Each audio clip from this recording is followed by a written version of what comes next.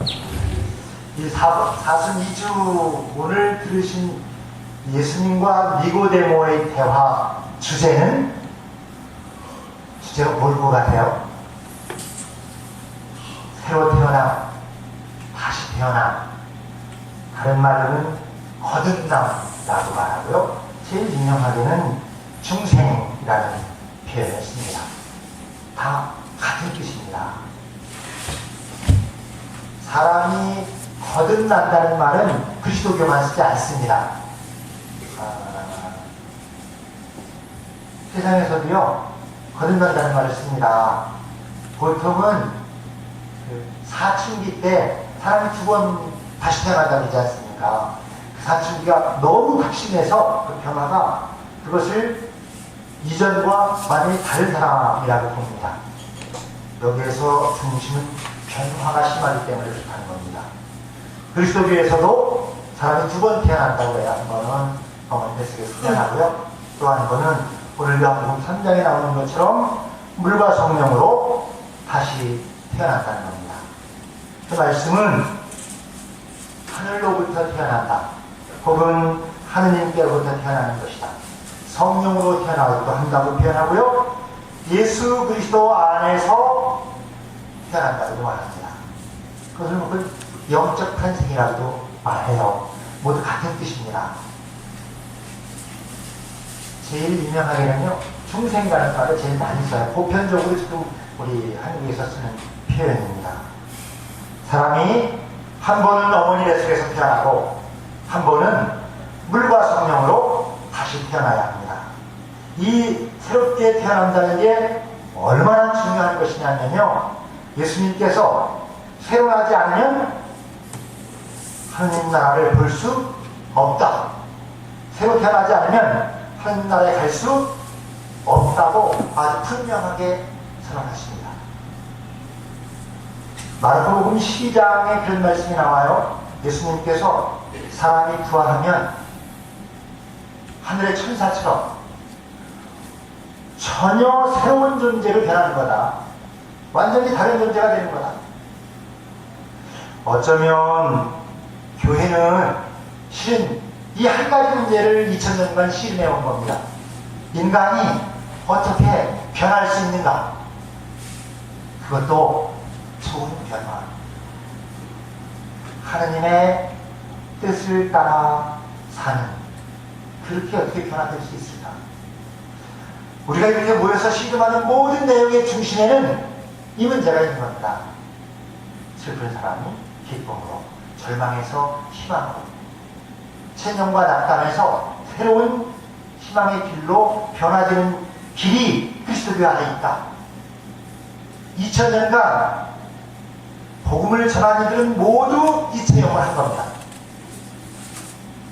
어쩌면 우리 교회 모든 조직, 활동단체의 모든 조직들, 우리의 모든 예산, 우리의 모든 측정은 우리 교우들이 어떻게 거듭난 사람으로 변화될 수 있을까 하는데 맞춰줘야 합니다. 그렇지 않은 나머지 모든 것들은 주변적인 겁니다. 그걸 위해서 있는 거예요. 저도 제 모든 관심의 중심은 거기에 있습니다. 어떻게 제가 먼저 새로운 존재로 변화될 수 있을까? 제가 새로운 세계를 보고, 제가 새로운 희망을 보고, 제가 부활의 세계를 막 보아야만 여러분에게 전할 수 있을 거 아닙니까? 다 봐도요, 전하지 못할 수도 있습니다. 그래도 사제는 그걸 전하기 위해서 몸부림치는 사람입니다. 만약 여러분이 형식적으로 교회 다니든지, 가족을 따라 다니든지, 그냥 다니던 습관으로 교회를 다니고 싶지 않다면 여러분도 새로운 아기를 시름하셔야 합니다. 하느님을 만나면 누구든지 새로운 아기 됩니다. 만약 하느님을 만났는데도 새로운 아기 않았다면, 새로운 삶이 시작되지 않았다면 여러분이 만난 그분이 하느님이 아닐 겁니다. 하느님을 만난 한 새롭게 변화되지 않을 수 없다. 진리를 알고 싶다면, 진리를 살고 싶다면 새로운 암에 대하여 실현해야 합니다. 진정한 크리스찬이란 새로운 사람을 말합니다. 나머지는 다 무늬만 크리스찬인 거예요. 여러분의 신앙생활에 새로운 암의 체험이 어떤 겁니까? 누가 물어본다면 난 그 체험을 통하여 내가 새롭게 변화됐다. 그럴 만한 게 뭡니까? 번개가 번쩍하는 것처럼 그런 강력한 체험도 있고요. 신학으로 서서히 은근히 변하는 체험도 있지만 여기에 중요한 것은 예수님을 믿기 이전과 이후가 완연하게 달라야 한다는 겁니다. 예수님을 믿기 이전과 이후에 나의 삶의 모습이 완전히 달라졌다. 그래서 대표적으로는 그게 술을 끊는 게 제일 유명한 거 아닙니까? 네? 이를테면 화랑방 당해서 새로운 변하는 거. 사실은 술이 큰 문제가 아니에요. 그게 중심에 있는 건 아니지만 겉모양으로라도 뭐가 새롭게 변한 게 드러나야 한다는 겁니다.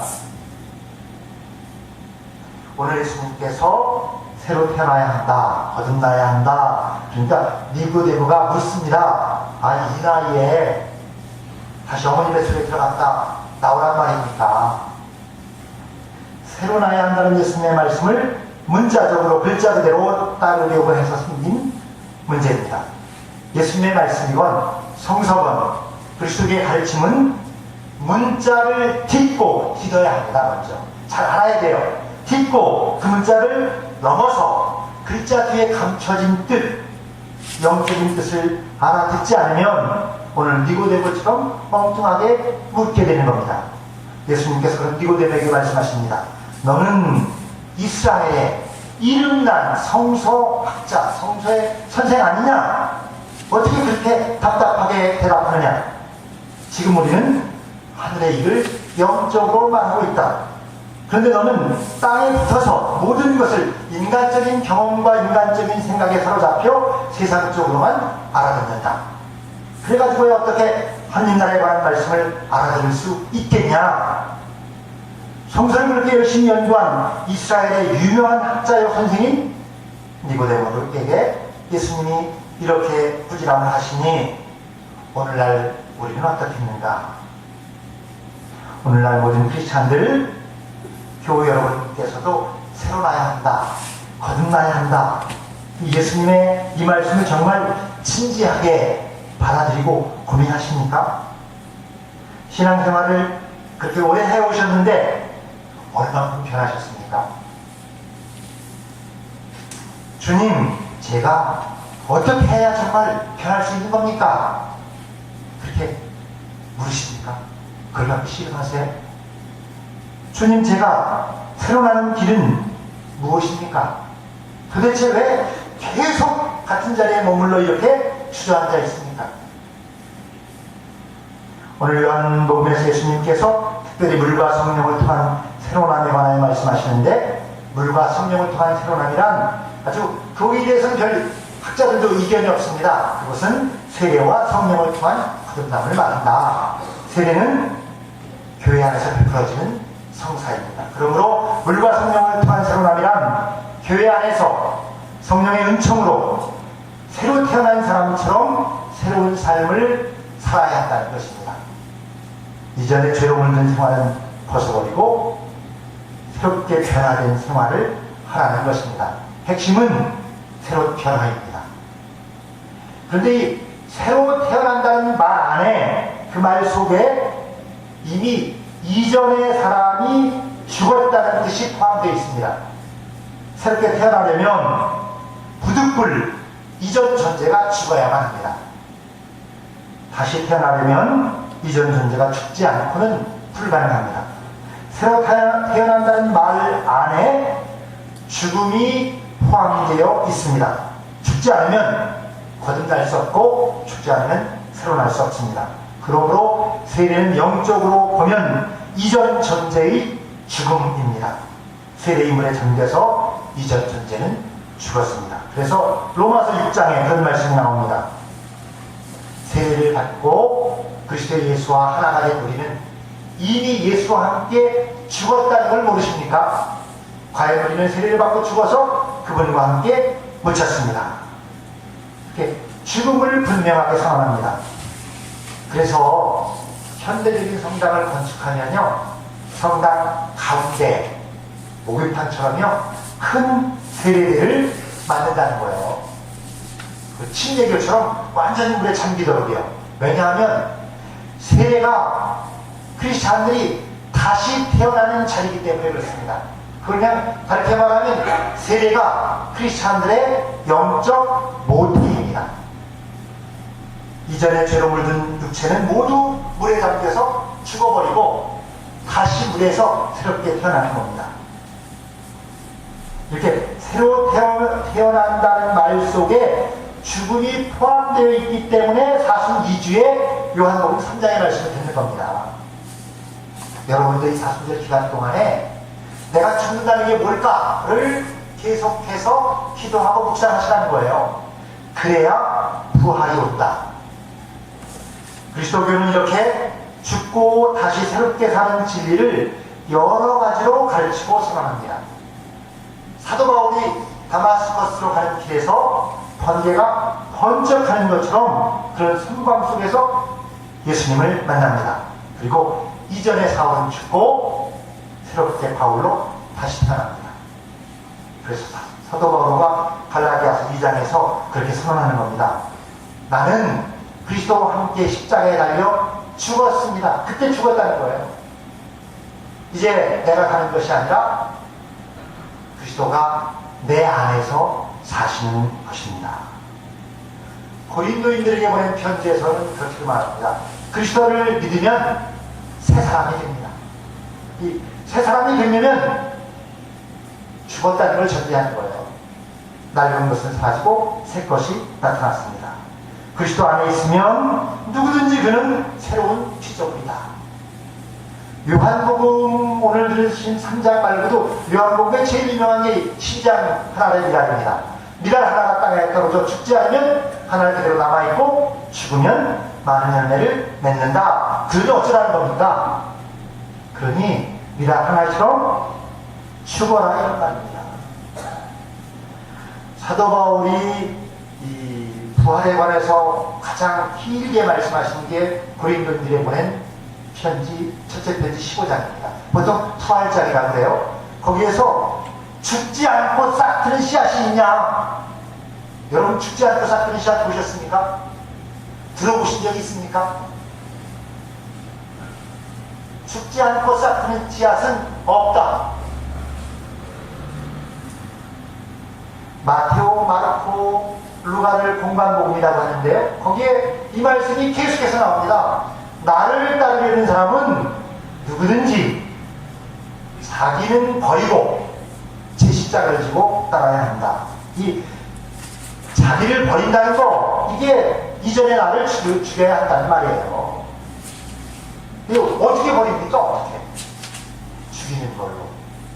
나의 옛생활을 바꾸는 걸로.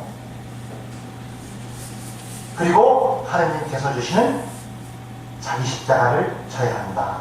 그 십자가가 나를 새롭게 창조할 것입니다. 십자가를 통하여 새롭게 거듭나게 됩니다. 십자가가 거듭남의 길입니다. 그러므로 여러분이 이 사순절에 내가 져야 할 나의 십자가, 그 십자가를 부여잡고 묵상하고 또 묵상하셔야 합니다. 그 십자가 안에 생명의 길이 담겨있기 때문에 그렇습니다. 구리뱀을 장대에 매달고 그 구리뱀을 쳐다보기만 한 사람도 살아나는 것처럼 십자가를 바라만 봐도 그 십자가에 담긴 은총과 진리를 어떤 순간에 번개처럼 성광처럼 그 은총이 여러분에게 올 것입니다. 저 십자가에 길이 있고 희망이 있고 생명이 있는 겁니다. 그리스도의 모든 것은 십자가라고 하십니다. 십자가가 답입니다. 다른 말로는 죽는 죽음에 우리가 죽어야 하는 거기에 길이 있고 희망이 있고 생명이 있다. 죽어야 산다는 말씀입니다. 십자가가 예수님이 죽어서 사는 길을 보여주면서 우리에게도 계속 그렇게 말합니다. 너도 죽어야 산다. 우리가 많이 겪는 일입니다. 부부싸움을 하든지 부모나 자식들이 다투든지 가족 간의 갈등과 다툼이 있을 때 그게 왜 그런 일이 벌어진 겁니까? 자기가 죽지 않아서, 죽기 싫어서 일어난 갈등이고 다툼입니다. 어느 한쪽이 배추절이는 것처럼 그렇게 확 죽어버리면 갈등과 다툼이 일어날 여지가 없습니다. 영적으로 죽는 것, 자기 고집, 자기 아집을 버리는 것, 그것이 평화의 길입니다. 오늘 창세기 10장에서 아브라함이 어떻게 죽는 것인지 보여줍니다. 하나님께서 아브라함에게 내 고향과 친척과 아비의 집을 떠나서 내가 장차 보여줄 땅으로 가거라 하시자 아브라함은 하나님께서 분부하신 길대로 그냥 길을 떠납니다.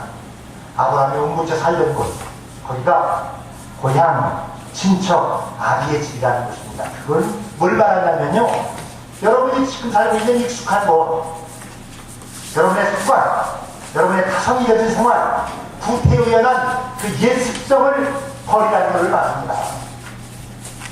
이제 다시 그걸 떠나서 새롭게 시작해보라는 겁니다. 매번 하던 방식, 늘 해오던 방식, 우리 늘 이랬는데요, 그걸 버려야 한다는 겁니다. 그러지 않는 한 이대로다. 익숙한 고향과 아는 사람이 많은 친척과 아비의 집을 떠나서 낯선 타향, 새로움으로 나가야 한다는 겁니다. 새롭게 시도하라는 겁니다. 용감하게, 과감하게 새로움으로 나가야 합니다. 그런데 여기서 진짜 핵심은 뭐냐면요, 아브라함은 하나님이 떠나라고 했을 때 자기가 지금 어디로 가는지도 모르고 떠납니다. 하나님께서 떠나라 그러시니까 우선 어딘지도 모르면서 그냥 익숙한 고향과 친척과 아비의 집을 떠나서 출발합니다. 정처 없이 어딘지도 모르면서 잘 알지도 못하면서 하나님이 가라 하면 가고 멈추라 하면 멈춥니다. 출애굽한 이스라엘 사람들 출애굽 있으실 텐데 광야에서 어떻게 이동하죠? 불기둥이 움직이면 그들도 출발하고 불기둥이 멈추면 그들도 멈춥니다. 하나님께서 가라 하면 가고 멈추라 하면 멈춥니다. 오늘도 요한복음에서 물과 성령으로 거듭난 사람이 어떤 사람과 같으냐면요, 바람과 같은 겁니다. 바람은 제가 불고 싶은 대로 분다. 우리가 그 바람 소리만 듣습니다. 그걸 피부로 느끼기도 하겠죠. 근데 그 바람이 어디서 와서 어디로 불어가는지 아무도 모릅니다. 여기 핵심 단어가 모른다는 거예요. 모른다는 거. 바람이 어디서 불어와서 어디로 가는지 모르듯이 성령으로 거듭난 사람도 자기가 어디로 가는지도 모르면서 하나님께서 이끄시는 대로 간다는 겁니다. 아브라함처럼. 우리는 너무나 많이 알려고 합니다. 하나님처럼 알려고 합니다. 그래서 지난주에 아담과 하와는 하나님처럼 알고 싶어서 뱀의 유혹에 빠집니다. 알고자 하는 것, 알려는 유혹이 그렇게 강력한 것입니다. 자기가 하나님처럼 알아서 하나님처럼 판단하고 싶습니다. 알지 않으면 움직이지 않겠다는 태도입니다. 그러나 성령의 활동으로 비유된 바람의 가장 중요한 특징이 어디서 와서 어디로 가는지도 모르는 것이라고 우리에게 알려줍니다. 그러니까 이렇게 말할 수 있습니다. 하나님, 정말 저는 모릅니다. 지금 이 일을 해야 하는지 말아야 하는지, 가야 하는지 멈춰야 하는지 저는 모릅니다. 제 일도 어떻게 해야 하는지 모릅니다. 제 자식도 제가 어떻게 인도해야 하는지 모릅니다. 그저 한 말씀만 해주십시오. 그 말씀대로 따르겠습니다. 말씀하시면 순종하겠습니다. 저는 알지 못합니다. 저는 정말 모릅니다. 어린아이입니다. 무지합니다. 그래서 주님께 묻습니다. 주님, 제가 어떻게 해야 합니까? 알려주십시오. 말씀해 주시면 이 종이 듣고 있다. 그대로 행하겠습니다. 성령께서 이끄시는 대로 따라가겠습니다. 저를 인도해 주십시오. 아브라함이 어디로 가는지도 모르면서 하나님 말씀대로 순종했듯이 저도 이 사순절에 아무것도 모르는 길을 순종으로 따라가겠습니다. 말씀만 해주십시오. 그 말씀대로 따르겠습니다. 정말 저는 아무것도 모르는 철부지입니다. 외아들을 십자가에 맞춰서 이 세상을 구원하시려는 하느님의 사랑을 믿고 반대하시려는 것이 아니라 구원하시려 하신다는 그 말씀을 믿고 이 사순절 순례길에 내가 져야 할 십자가를 용감하게 치고 주님을 끝까지 따르겠습니다. 힘과 용기를 주십시오. 주 성령님, 죽어서 사는 길, 십자가의 길을 믿게 하여 주시옵소서. 성부와 성자와 성령의 이름으로 말씀드립니다.